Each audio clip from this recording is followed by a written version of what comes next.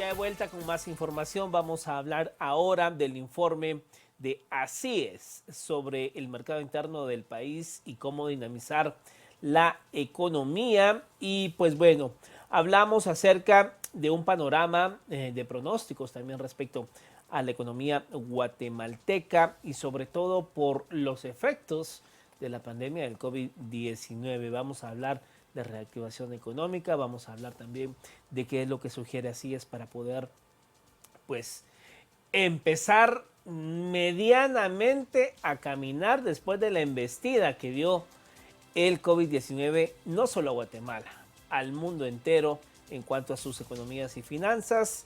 Y pues bueno, para ello nos conectamos a esta hora con Paul Boteo, director general de la Fundación Libertad y Desarrollo, y con Luis San José, analista de ACIES.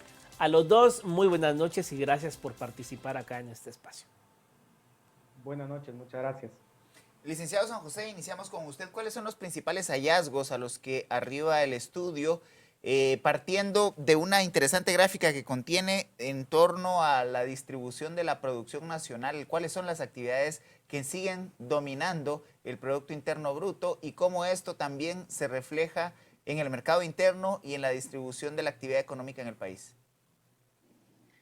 Ok, muy bien. Gracias y buenas noches a todos. Principalmente lo que hicimos para poder medir y tener más o menos una idea clara de cómo se maneja la producción de Guatemala fue que partimos desde el PIB por medio de la producción, donde podemos ver que la actividad económica que posee un mayor peso es el comercio al por mayor y menor, seguido de la industria manufacturera, después la industria agrícola. Entonces podemos ver, como vimos anteriormente, ¿no? Y como lo mencionaron ustedes, que nos afectó, nos ha golpeado la crisis.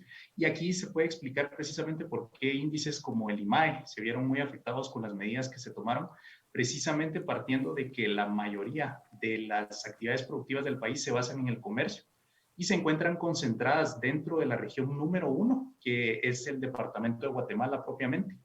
Y es uno de los principales hallazgos que hemos visto. Esa concentración podría limitar, digamos, de cierta forma el desarrollo no solo para las otras áreas y regiones de Guatemala, sino que también las medidas que se tomen aquí podrían afectar al país de una manera más fuerte.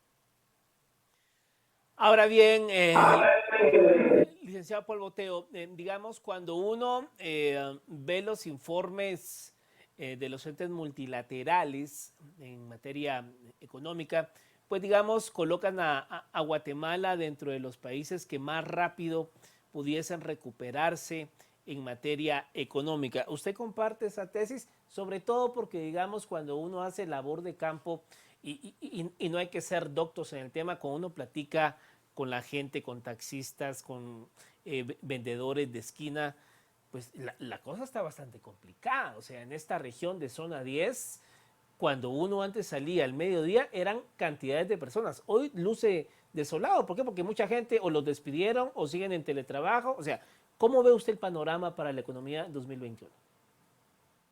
Muchas gracias, Mario, Cristian, Luis, un gusto. Y a los televidentes. Efectivamente, creo que aquí, cuando se trata de hacer estos análisis, hay que ver la parte macro, que es lo que muchas veces son las proyecciones que hace el Banco Central, las proyecciones que hace estos organismos multilaterales que usted menciona, Mario, pero efectivamente hay una parte más micro y ahí es donde creo que también tenemos que fijarnos. Efectivamente, Guatemala va a caer alrededor del 2% en el 2020 y la recuperación que se espera para el año 2021 puede ser entre un 3 y un 4%, aunque posiblemente tengamos una perspectiva a la baja dependiendo de cómo evoluciona esta segunda ola. Pero esos son datos que cuando uno los ve dice, bueno, pareciera que la economía de Guatemala no se vio tan afectada. Sin embargo, el punto aquí es que habría que analizar cuántas de las personas a quienes, por ejemplo, les redujeron el salario o, por ejemplo, perdieron sus empleos, ya lo lograron recuperar. Tenemos un problema en Guatemala y es que no tenemos los datos con la inmediatez que se tienen, por ejemplo, en Estados Unidos con los análisis que hacen del mercado laboral. Nosotros no contamos con esos estudios en Guatemala, pero algunas encuestas, como los que sacaron, por ejemplo, en algún momento medios escritos, daban cuenta que por lo menos para el mes de noviembre, muchas de las personas, aproximadamente el 50% de las encuestadas, todavía no recuperaban los niveles de ingreso previos a la pandemia. ¿Qué vimos, por ejemplo, en los datos de noviembre y diciembre? Vimos una recuperación del IMAE, vimos que, por ejemplo, el crédito, sobre todo de consumo, aumentó en un 27% respecto a el mismo trimestre del año anterior, lo que nos puede decir que adquirió cierto dinamismo. Ahora, habrá que ver si ese dinamismo que se obtuvo en ese último cuarto trimestre es sostenible en este primer semestre del año, o lo que tuvimos fue que simplemente la restricción del consumo fue tanto en el trimestre segundo y tercero, que luego se dio lo que se le llama la fatiga de la pandemia y la gente dio por gastar en este último trimestre del año, pues para de alguna forma desahogar. Sabemos que también hay una relación, por ejemplo, entre la compra y el hecho de que la gente se sienta mejor y no con tanto estrés. Y entonces habrá que ver si realmente es una recuperación sostenible o vamos a ver tal vez una caída en este primer trimestre. Pero en conclusión, Mario, creo que hay que tomar con mucho cuidado esos datos porque no nos dice lo que está pasando a nivel micro. Como usted dice, si hiciéramos una encuesta más generalizada, posiblemente encontraríamos que una parte muy importante de la población aún no recupera los ingresos que tenía previos a la pandemia. Licenciado San José, ¿qué nos dice el estudio de nuestra estructura productiva en el país? Porque es realmente interesante. Una de las gráficas que muestra que la mayor cantidad del número de empresas se concentra en comercio al por mayor y menor. ¿Qué estamos produciendo y qué le da valor agregado a la economía nacional más allá de pues el traslado de mercancías de productores a consumidores, que si bien puede dar algún grado de crecimiento económico, no genera pues producción de riqueza? Ese es un punto muy importante y algo muy clave que se debería de tomar a consideración. Precisamente el dedicarnos a ese tipo de, que el país se dedique a ese tipo de actividades, precisamente no genera más y mejores empleos, porque nos vemos con estos riesgos, que era lo que mencionaba Paul, sobre las personas que perdieron su empleo y que no son, digamos, empresas o que tengan una facilidad de poder acceder a alguna especie de financiamiento para poder mejorar el tema de liquidez. Y también, entonces eso complica un poco la situación al momento de recuperación de empleos. Precisamente otro de los datos más importantes que se encuentran por ahí en el estudio, que lo vamos a mencionar, es el tema de la formalidad y la informalidad. Entonces, si son empleos como estos, es fácil que las personas que ya los tenían caigan en la informalidad. Y también otra de las complicaciones que se tiene es la poca cobertura que llegarían a tener y el poco peso que llegarían a tener también en otros tipos de servicios que podrían ser útiles también para la población. Entonces, sí existe otro sector que es el de las manufacturas. Hay diversas fábricas que se dedican a producir algún par de productos, pero si vemos el desfase que hay, por ejemplo, hablamos de un 36% contra un 15% más o menos, por así decirlo.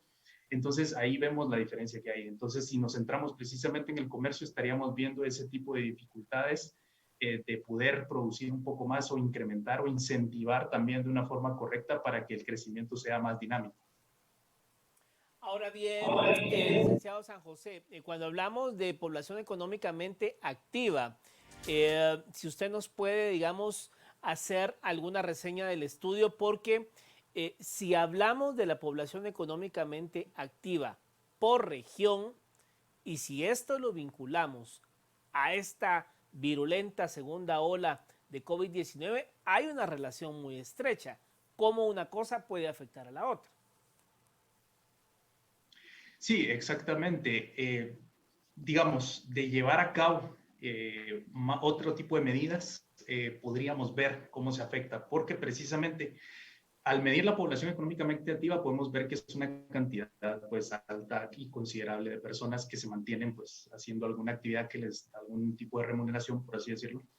Pero ya cuando analizamos realmente cuántos pueden acceder a una protección o alguna cobertura o algún tipo de programa que les pueda asegurar al menos mantener cierto nivel de ingreso, ahí es donde viene el problema, porque sabemos que aproximadamente un 48%, que fue los cálculos que nosotros realizamos, se encuentra dentro del sector informal, el cual no solo ya de entrada no tiene el mismo nivel de ingresos que le permita un consumo constante, sino que a la vez no tiene algún plan de contingencia que le pueda aportar, y veríamos ese problema, porque son las personas que se quedarían, digamos, sin poder vender algo para poder comer en la noche, porque usualmente así es.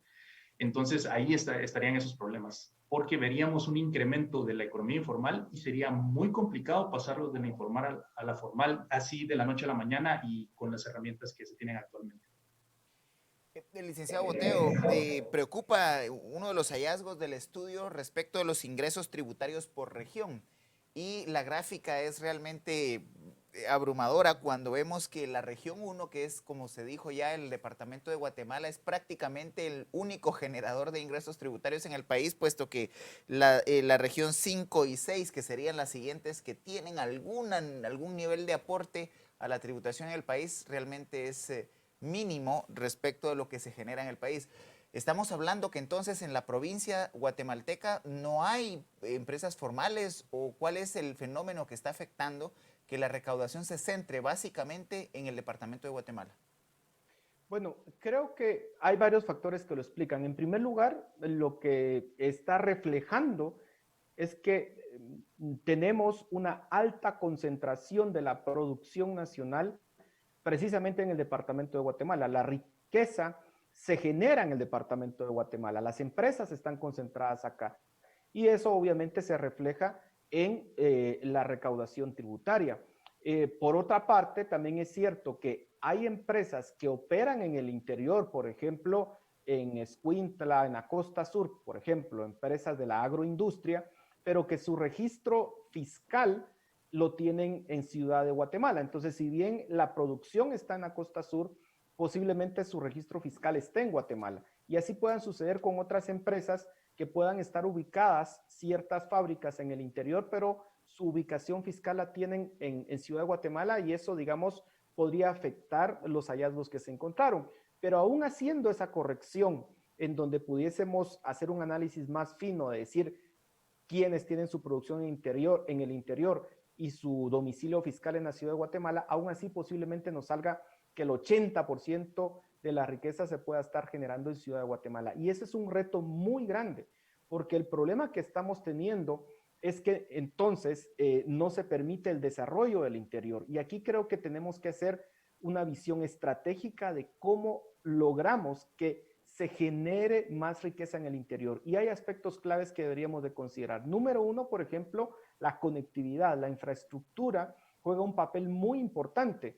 Y hay que recordar históricamente, Cristian, que en el interior la infraestructura se ha descuidado. Por ejemplo, pensemos en energía eléctrica en los años 80 y 90 era irregular en el interior. Pensemos también en cuestiones como telefonía, era irregular en el interior. Y hoy en día, digamos, no digamos infraestructura física, y hoy en día hay una infraestructura muy importante que es el Internet y que todavía no llega con la suficiente fuerza, estabilidad al interior. Entonces, todos esos factores de conectividad hacen que, o la ausencia de esos factores de conectividad, hacen que las empresas no tengan el incentivo a irse a ubicar en el interior. Y tenemos que hacer como Estado un esfuerzo muy grande para que el Estado pueda tener mayor presencia en esos lugares, llevar certeza jurídica, llevar programas sociales de educación, de salud, pero además esa infraestructura y esa conectividad para que entonces las empresas tengan ese incentivo a llegar e invertir en el interior. Porque si no,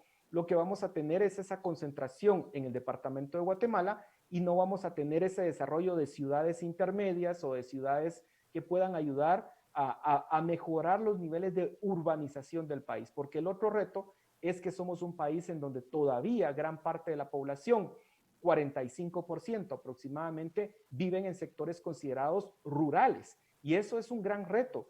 Piensen, por ejemplo, en Argentina. Argentina tiene un nivel de urbanización de casi más de 90%. Chile también. Costa Rica también tiene más urbanización. Y eso lo que provoca es que se puedan brindar servicios públicos con menor costo, a mejor calidad, y es parte de la estrategia que tiene que hacer el país para lograr mejores índices de desarrollo humano, mayor calidad en el empleo que se pueda ofrecer en este país y evitar la migración a Estados Unidos. Y precisamente para hablar acerca de todos estos temas de recuperación y cómo lograr que, pues bueno, hay una mediana estabilidad, también hay que pues medir el efecto que provocó el paso de las dos tormentas en el noroccidente guatemalteco. Recientemente el agua empieza a bajar en algunas aldeas de municipios sumamente afectados en Alta Verapaz. Digamos, para todas estas regiones, ¿cuál debiese ser entonces, licenciado San José, un plan emergente de recuperación y de reactivación? Porque estamos hablando de departamentos con una fuerte actividad económica también, pero versus con población que está en situación de pobreza y que estas tormentas vinieron a agravar sus condiciones sociales. ¿Cómo entonces trazar un plan de recuperación económica tomando en cuenta esos factores en el interior del país?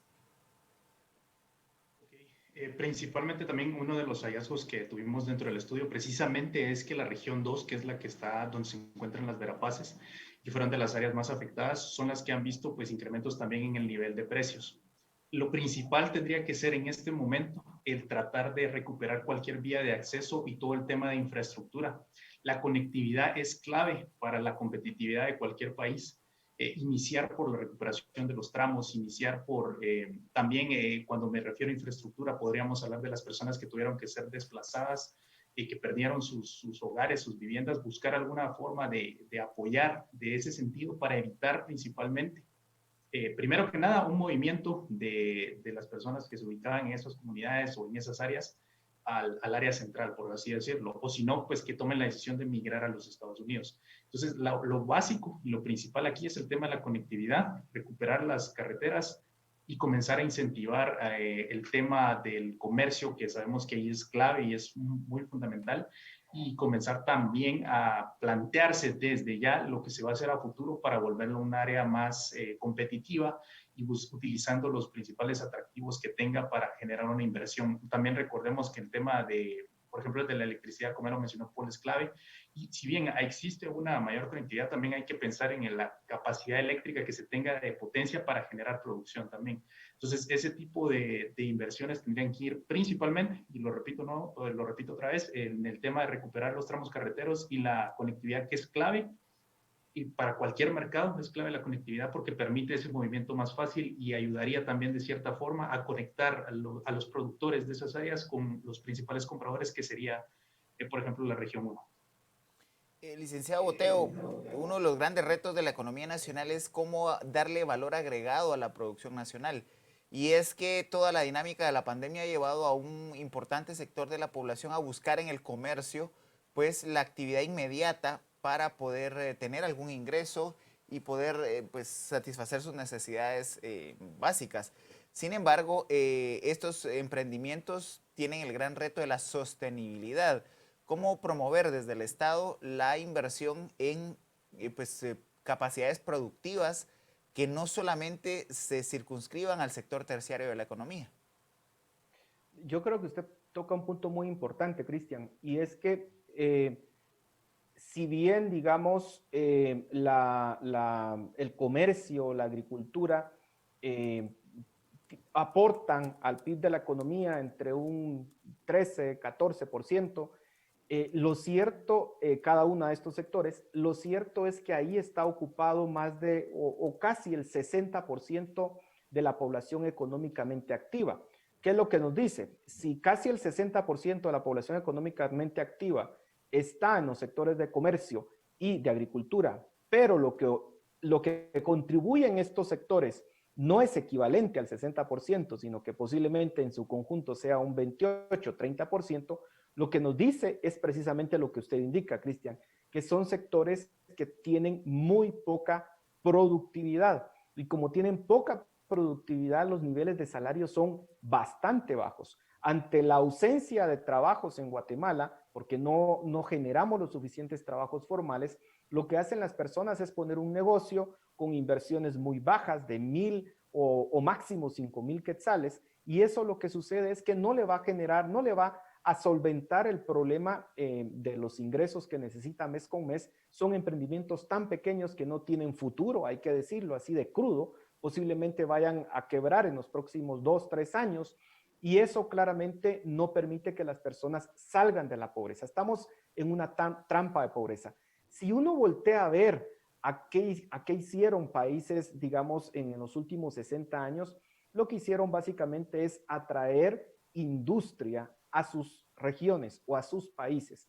cómo lograr que esas empresas de industrias, por ejemplo, de manufactura, de vehículos, de ensamblaje de vehículos, de ensamblaje de electrodomésticos, o incluso pensar en empresas tecnológicas, logran colocarse en Guatemala y entonces esas empresas que tienen alto valor agregado puedan contratar a los guatemaltecos y puedan ofrecerles un mejor trabajo, un trabajo mejor remunerado. Ese es realmente el reto. ¿Cómo lo logramos? Bueno, a través de certeza jurídica, obviamente ese es un punto importante, pero también a través de la construcción de capital humano. Y aquí es bien importante que tengamos una estrategia muy agresiva de cómo mejoramos el tema de educación, obviamente, el tema de salud, para tener un mayor capital humano, para ofrecer, digamos, mejores condiciones a estas empresas, pero también hablar de incentivos fiscales para que puedan venir y de cierta flexibilización laboral. Yo creo que aquí hay que manejar un abanico de opciones, hay que ser muy pragmáticos, Cristian, dejar la ideología por una parte, ser lo más pragmáticos posible y hacer que estas personas puedan conseguir un mejor nivel de empleo. Si seguimos con la estructura actual de casi el 60% de la PEA en comercio y en agricultura, los niveles de pobreza no los vamos a lograr reducir de forma significativa y vamos a pasar otros 20, 30 años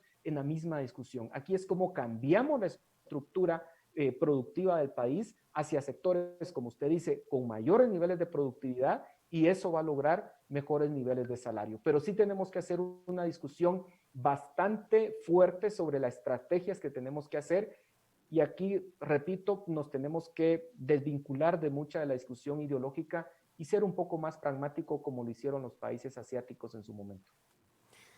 Ya para ir finalizando, el licenciado Luis San José, hay que hablar de un tema que está vinculado también con todo esto y es un tema muy coyuntural, el tema de la migración.